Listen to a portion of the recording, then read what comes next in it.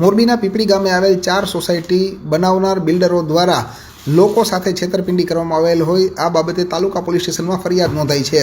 મળતી વિગત પ્રમાણે મોરબીના પીપળી ગામ પાસે માનસધામ 1, માનસધામ 2, ત્રિલોકધામ અને ગોકુલધામ આમ કુલ 4 સોસાયટીઓ આવેલ છે, જેમાં 300 જેટલા મકાનો આવેલા છે અને ત્યાં રહેતા લોકોને લાઇટ, પાણી, ગટર વગેરે જેવી પ્રાથમિક સુવિધાઓ આપવા માટે થઈને બિલ્ડરો દ્વારા વાયદા વચન આપવામાં આવ્યા હતા। જો કે વર્ષ 2020થી બનાવેલ આ સોસાયટીઓમાં આજની તારીખે સુવિધા મળતી નથી, જેથી કરીને સ્થાનિક લોકો સાથે છેતરપિંડી કરવામાં આવેલ હોય આ બાબતે મોરબી તાલુકા પોલીસ સ્ટેશન ખાતે કુલ 8 બિલ્ડરોની સામે ફરિયાદ નોંધાતા પોલીસે ગુનો નોંધી આરોપીને પકડવા માટે તજવીજ શરૂ કરી છે।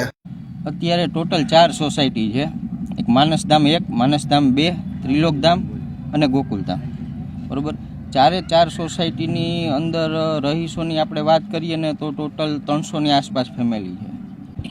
અંદર એના ખુદના મકાન છે બિલ્ડરના, એના મકાનમાં છોકરાઓ ભરી દીધા છે, ફેમિલીઓને હેરાન કરે છે, ફેમિલી હેરાન થાય છે।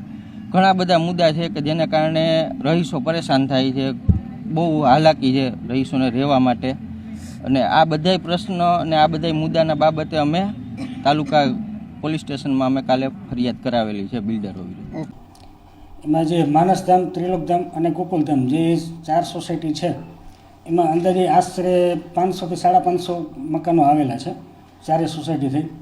હવે એમાં પ્રાથમિક સુવિધા બાબતે તો એ જણાવવાનું કે જ્યારે બિનખેતીનો હુકમ થાય ત્યારે બિનખેતીના હુકમમાં શરતોમાં જણાવેલું હોય છે કે ત્યાં રોડ, રસ્તા, પાણી, ભૂગર્ભ ગટરની સુવિધા જે તે બિલ્ડર અથવા જે તે બિનખેતી કરનારને આપવાની હોય છે। તે સોસાયટીનો પ્રશ્ન એવું છે કે અમને સુવિધા પૂરી પાડવામાં આવતી નથી। ખરેખર તો પંચાયતને જ્યારે રોડ, રસ્તા, રાજીનામાનો હુકમ થાય અને સોસાયટી જ્યારે પંચાયતને સોંપવામાં આવે તે પછી અમે પંચાયત દ્વારા સરકારશ્રીના નિયમ અનુસાર પ્રાથમિક સુવિધા આપવાની થતી હોય છે।